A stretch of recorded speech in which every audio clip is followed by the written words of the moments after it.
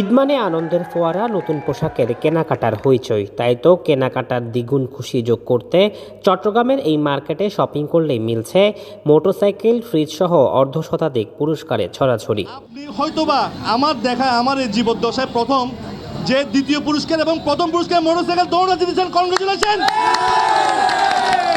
16 March রাতে নগরীর বদ্রাহাট elegy sky পার্কে শপিং কমপ্লেক্সে অনুষ্ঠিত হলো এই রাফেল ড্র।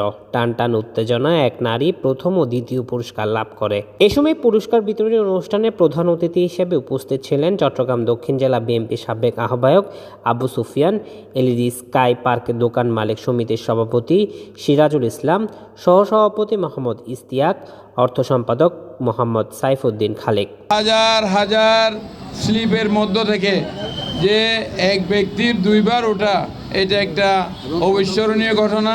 প্রথম পুরস্কার, দ্বিতীয় পুরস্কার আমি বিজয়ী যিনি, ওনাকে অভিনন্দন জানাই। এইটা দুর্লভ একটা সৌভাগ্য।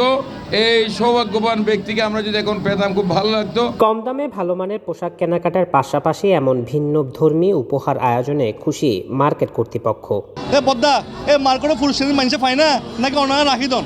তো এই জন্যই আমরা জনসম্মুখে একদম আমাদের এই পোডিয়ামে এসে যিনি প্রথম বিজয়ী, তিনি প্রথমে দ্বিতীয় তলায় বাজার করার জন্য পেয়েছেন পুরস্কার, এরপর চতুর্থ তলায় বাজার করার জন্য পুরস্কার পেয়েছেন। তাহলে ব্যাপারটা হচ্ছে আমাদের কাস্টমার শুধু একতলায় সীমাবদ্ধ না, তারা প্রতিটা ফ্লোরে তাদের জিনিস পেয়ে যাচ্ছে। কাস্টমাররা এখানে যেভাবে জনস্রোত নেমেছে, কাস্টমাররা অতিরিক্ত শপিং করার কারণে দেখা যাচ্ছে অধিক পরিমাণ কুপন পেয়েছে, কুপন পড়েছে আমাদের। ওই কুপনের কারণে হয়তো বা একটা ব্যক্তি দুইটা পুরস্কার একসাথে পেয়েছে, যা মনে হয় বাংলাদেশের ইতিহাসে বিরল। ইলিজি স্কাই পার্ক থেকে ঈদের কেনাকাটা করলে 29 রমজান পর্যন্ত থাকছে ক্রেতাদের আকর্ষণীয় পুরস্কার জেতার সুযোগ।